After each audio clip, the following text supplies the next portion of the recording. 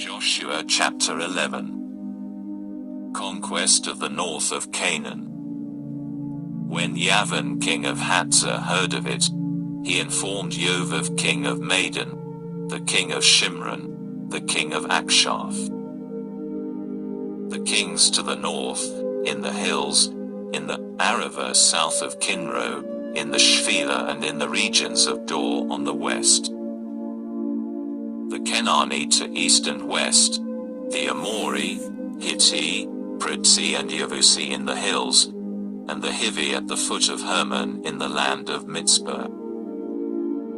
So they set out, they and all their armies, many people, in number like the sand at the seashore, with very many horses and chariots.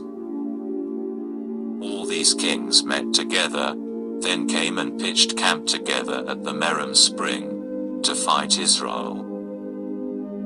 Adonai said to Yehoshua, "Don't be afraid on their account, because at this time tomorrow I will hand them over, all of them dead, before Israel. You are to hamstring their horses and burn up their chariots." So Yehoshua came against them suddenly with all his fighting men and fell on him at the Merom spring. Adonai handed him over to Israel.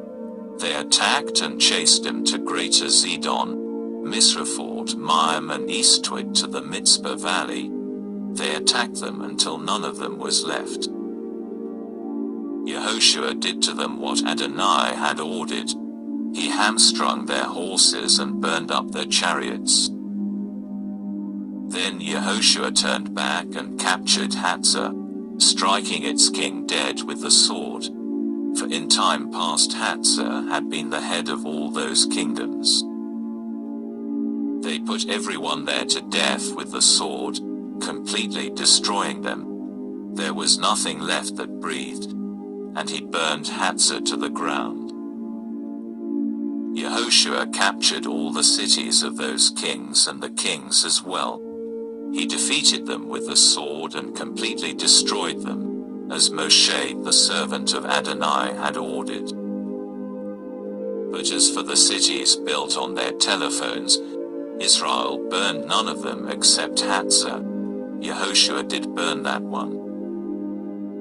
All the spoil of these cities and the livestock the people of Israel took as booty for themselves, but every human being they put to death with the sword, until they had destroyed them. They left no one breathing. Moshe had given orders to Yehoshua, just as Adonai had given orders to Moshe his servant, and Yehoshua acted accordingly. He did everything Adonai had ordered Moshe. The summary of the conquered territory.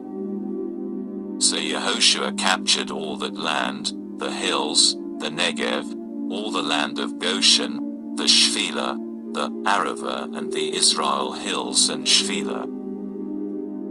From the bare mountain that goes up to Seir to Baal-Gad in the Lebanon valley under Mount Hermon.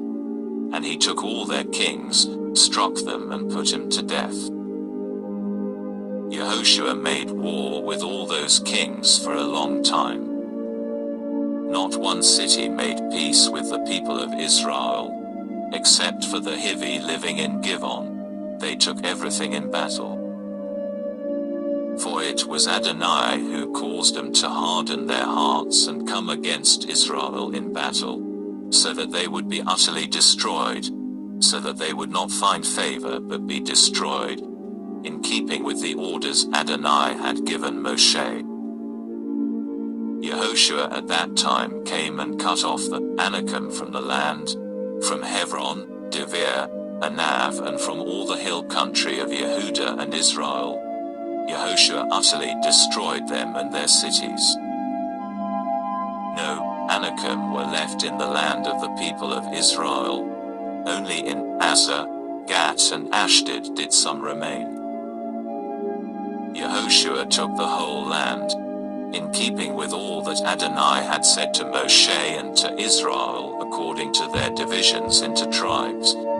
Then the land rested from war.